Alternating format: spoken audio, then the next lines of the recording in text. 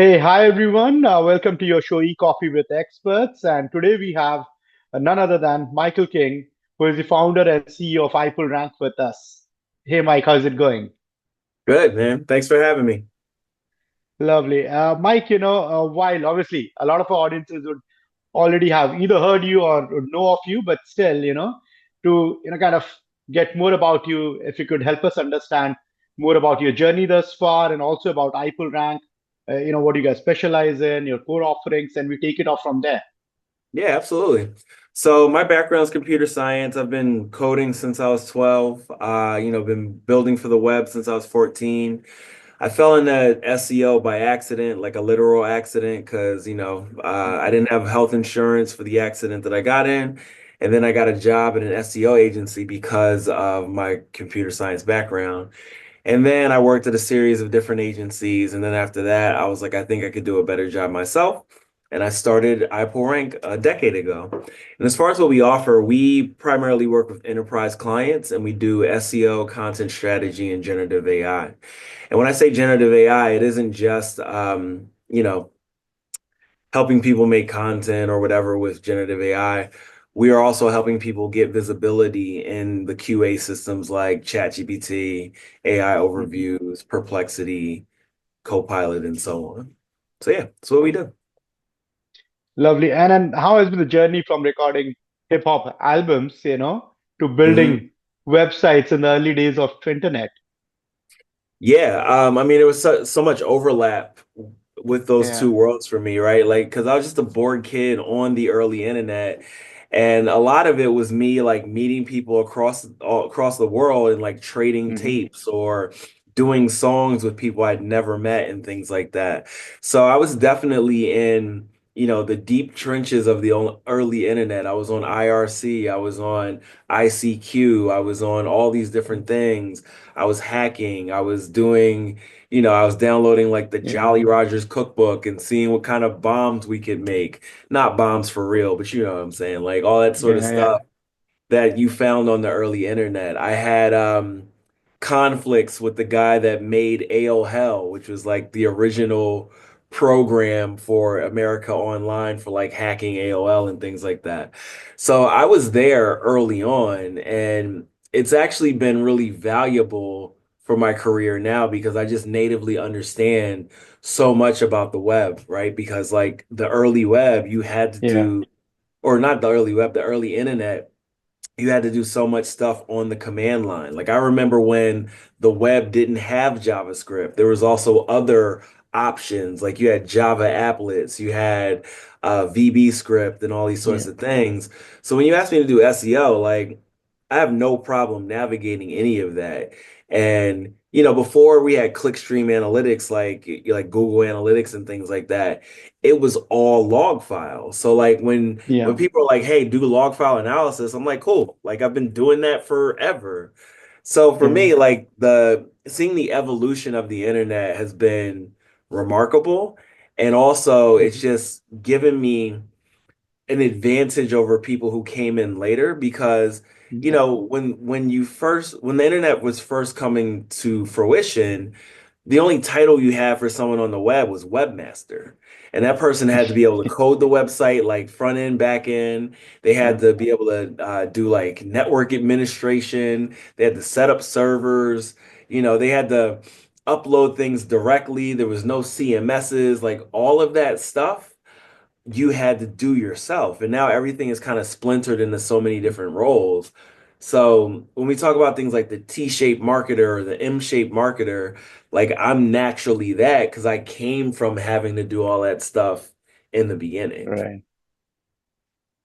Absolutely. And you touched upon AI, which takes me to the thought, with all this AI evolution and now in 2025, where do you think are we heading with this storm? And rather, what is the best use of AI that you're making at iPull Rank?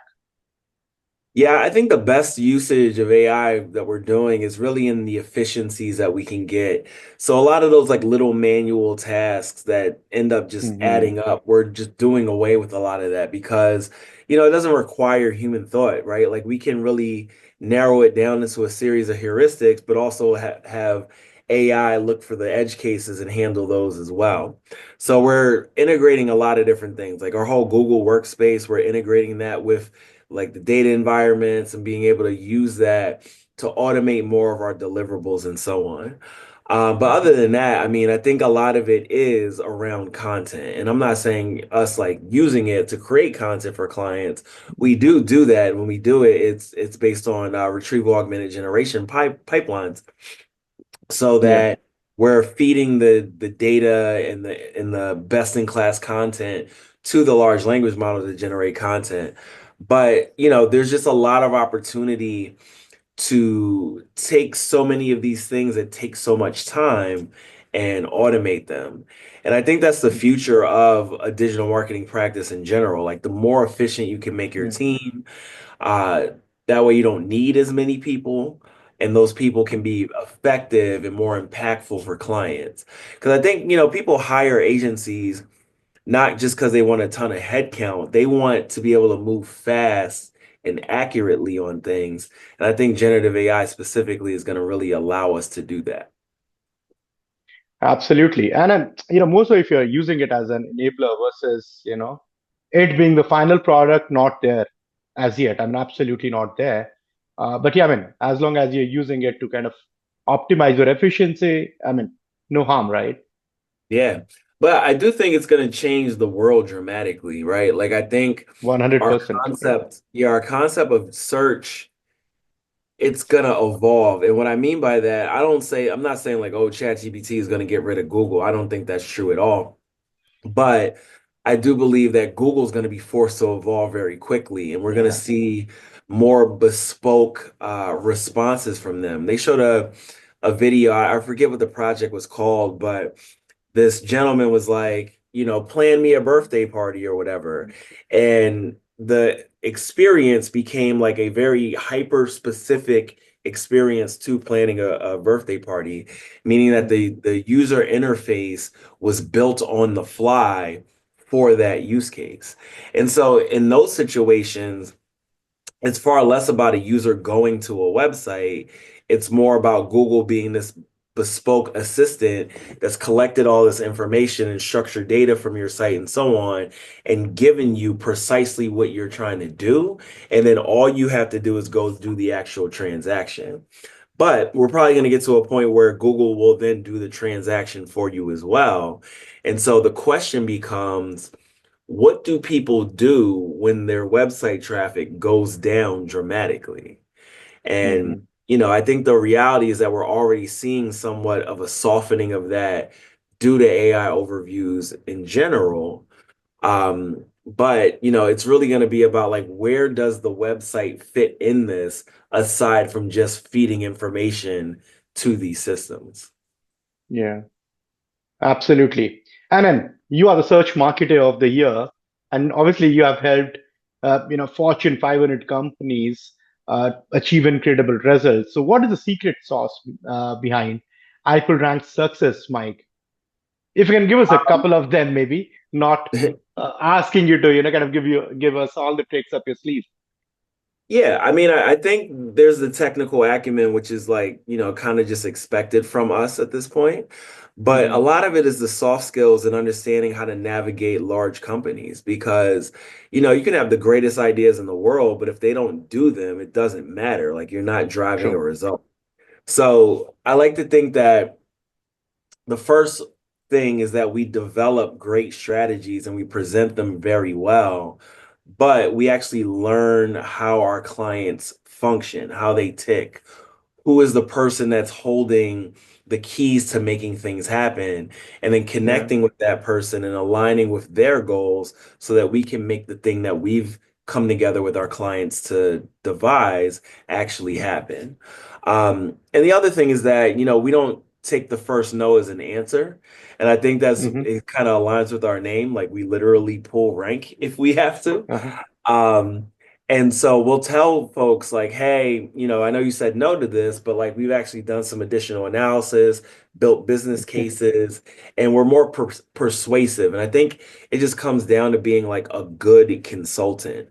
I think in the SEO Right. space, we have, I think in the SEO space, we have this kind of checklist culture. It's like, okay, we've got this series of best practices. Your site Yeah. is not meeting these best practices. And then you just really devolve into talking about tactics. People in organizations like the Fortune 500 want to talk about strategy and then how those strategies become real. So, yes, tactics are Yeah. still important, but how does this roll up to what they're trying to do as a business, how they're trying to differentiate their brand? And brand is actually a really big consideration here because people don't think of search as a brand channel, but it absolutely is, right? Like 100%. Yeah.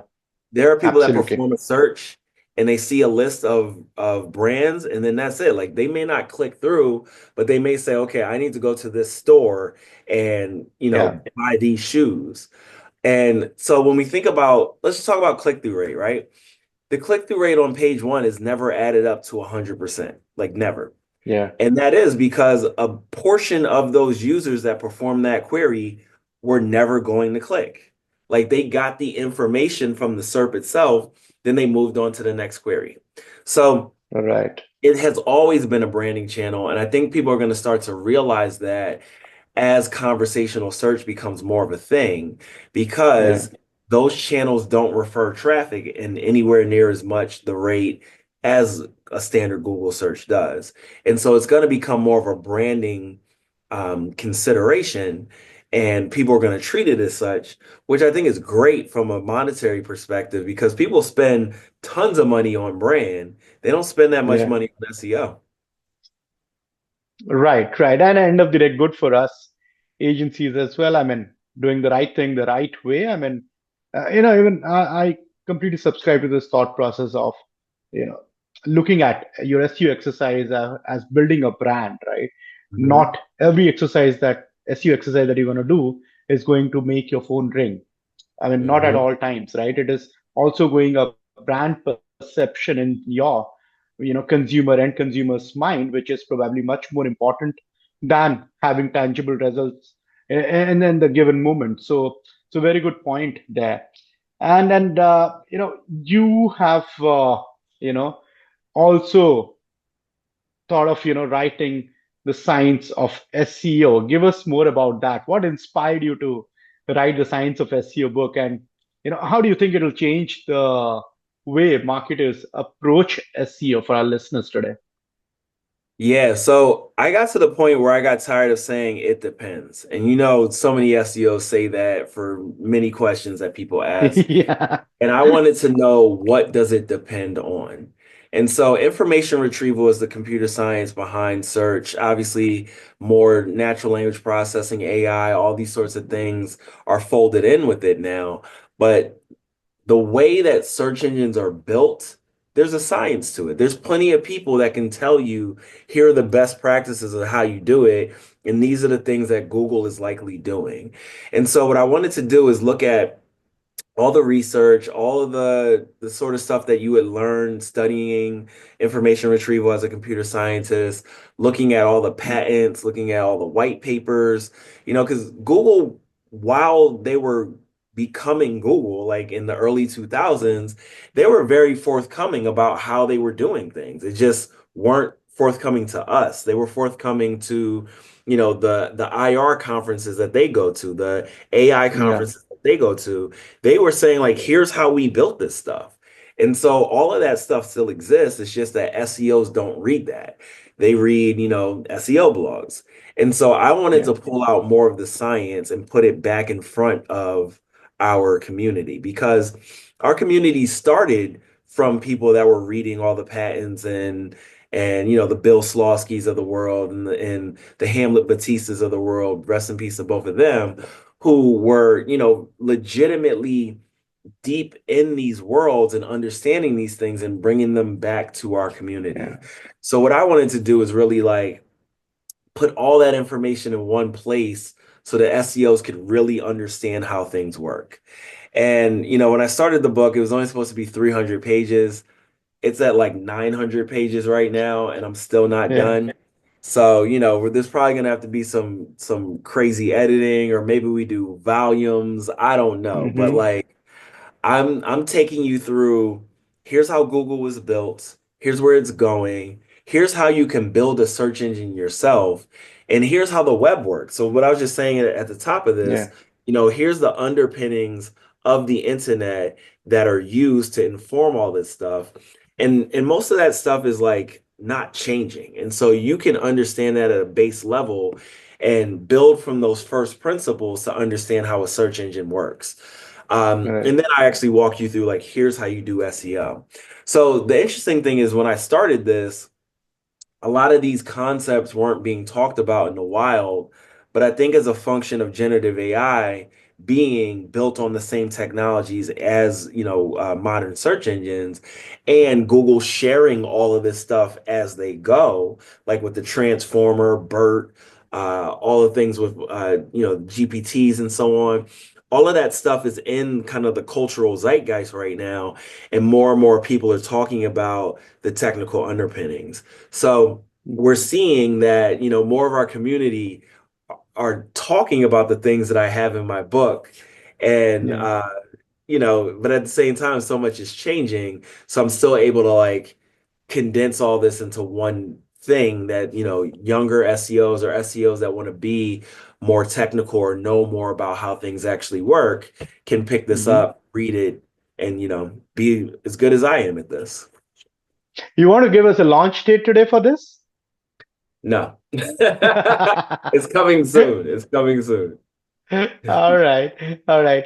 And then Mike, the Google search documentation leak, has, did ignite a firestorm in the SEO community, right?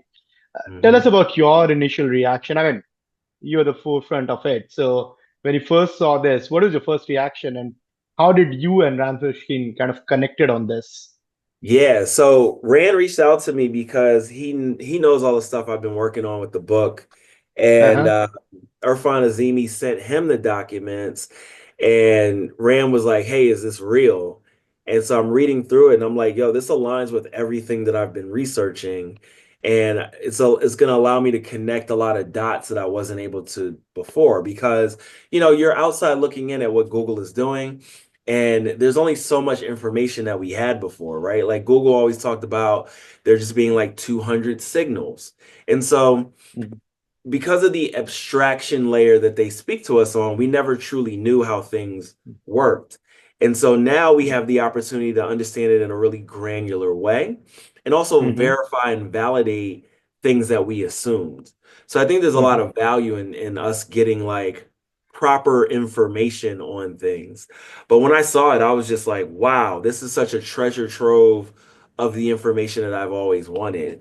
And Right. I look at Google from a curiosity and fascination and a deep respect for the technology that's been built. I don't look at it as like, tell me these things so I can, do exploits and black hat things and so on. Yeah. Like that's not why I want to know. Like I'm really enamored with how good modern search is, and I want to understand Mhm. the details of it. And there's part of me that like wants to go to Google and be an engineer and actually work on building search. But I think that there's just so much value in having people like me that are very curious about it in this community so that we can have a better understanding and provide a better service for our Mhm. clients. Absolutely. And then, Mike, you have been in the space for quite some time, and with all the research and the work that you have done, looking back now at the early days and in your career in SEO, Mhm. what probably would have surprised you the most about how search engines have evolved over the last maybe a decade or a couple of decades?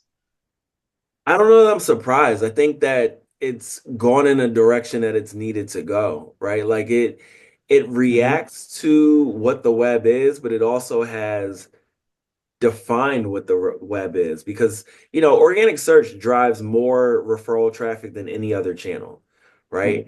And so Google and its guidelines have shaped how people make content on the internet. Like that's an undeniable fact.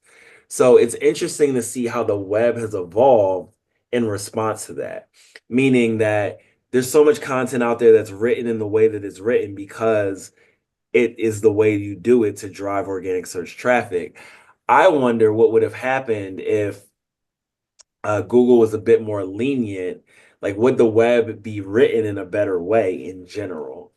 The way we interact with the web is again very much a function of what happens in Google, right? Like, I think that there's a Mm. whole contingent of people that link a lot because they know what it does. And I'm not just talking about SEOs, I'm talking about authors, bloggers, and so on, because they're Yeah. like, yes, I want to get and give the page rank. I want to be a good steward of this on the web. So it's just really interesting to watch how human behavior has changed as a result of Google, more so than looking at how Google has changed in reaction to human behavior. Lovely point there. And finally, Mike, as a top rated speaker at global events, what is that one, key piece of advice you always share with aspiring digital marketers? I mean, this for the young audiences out here today. You mean for speaking or just general as In marketers? general, I mean, someone, let's say, who are trying to make their career in digital marketing, SEO, or maybe on their entrepreneurial journey. Yeah, I think curiosity is the common thread in all of that, right? Like you can't just Mhm. accept what is, you've got to say what can be or how does this work? And the more that you understand what's going on around you and in your channel or channels, the more you're going to have opportunity to come up with something that other people aren't doing. So one thing about marketers is what they love to do most is copy other marketers. And the more you can be the marketer that stands out, because marketing is about standing out, Yeah. um, Right. the better you're going to do. And so you're not going to identify those opportunities just by copying other people. You're going to do it by being curious and then breaking everything down into, again, the first principles and then building it back up into something new through that level of synthesis that only you can do from Yeah. your experience and your curiosity. So yeah, stay curious. And I'm so glad you stated that, about marketers trying to copy others, right? I'm so glad you mentioned that. Good, yeah, Mike. This has been a brilliant session, and nothing less was expected. But yeah, before we let you go, I would like to play a quick rapid fire with you. I hope you're game for it. Sure, let's do it. All right. Your last Google search. I don't know. It probably has something to do with vision and mission statements. We're having an on-site for my team over the next two Okay. days, just like, talking about that stuff. All right. Okay. Your favorite sport. Basketball. All right. What did you do with the first paycheck, Mike? First paycheck of your life. I bought a pair of basketball sneakers, Jason Kids. All right. Your celebrity crush. Celebrity crush, Snow Yeah. Allegra. All right. The last one will not grill you much. Where do you find you on Friday evenings I mean, after work or after office? Probably somewhere drinking an old fashioned. Lovely. Great, yeah, Mike. Once again, thank you so much for taking out time to do this with us. Really appreciate it and looking forward to, kind of having more discussions. Amazing. Thanks for having me. Thanks, Mike. Cheers.